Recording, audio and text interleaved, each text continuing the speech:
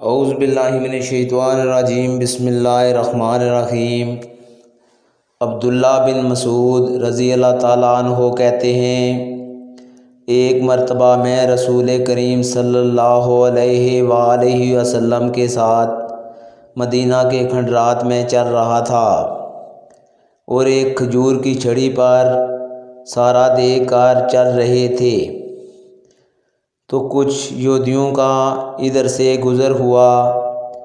ان میں سے ایک نے دوسرے سے کہا کہ آپ سے روح کے بارے میں کچھ پوچھو۔ ان میں سے کسی نے کہا مت پوچھو، ایسا نہ ہو کہ وہ کوئی ایسی بات کہہ دیں جو تمہیں ناگوار ہو۔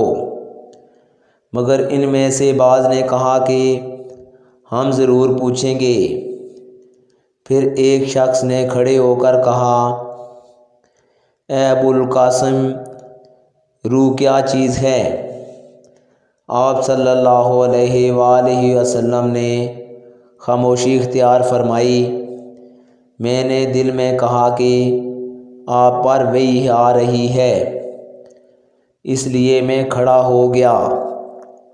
جب آپ صلی اللہ علیہ وآلہ وسلم سے وہ کیفیت دور ہو گئی تو آپ صلی اللہ علیہ وآلہ وسلم نے قرآن کی یہ آیت جو اس وقت نازل ہوئی تھی تلاوت فرمائی۔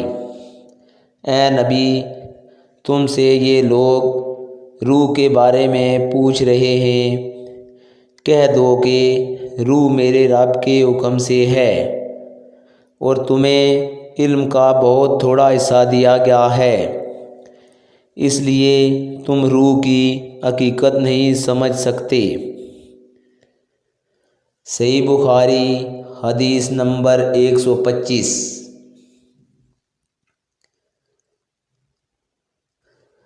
رسول اللہ صلی اللہ علیہ وآلہ وسلم نے ایک مرتبہ ارشاد فرمایا کہ اے عائشہ، اگر تیری قوم دور جہالت کے ساتھ قریب نہ ہوتی بلکہ پرانی ہو گئی ہوتی۔ ابن زبیر رضی اللہ تعالیٰ عنہ نے کہا، یعنی زمانہ کفر کے ساتھ قریب نہ ہوتی تو میں کعبہ کو توڑ دیتا اور اس کے لیے 2 دروازے بنا دیتا، ایک دروازے سے لوگ داخل ہوتے اور دوسرے دروازے سے باہر نکلتے۔ صحیح بخاری حدیث نمبر 126۔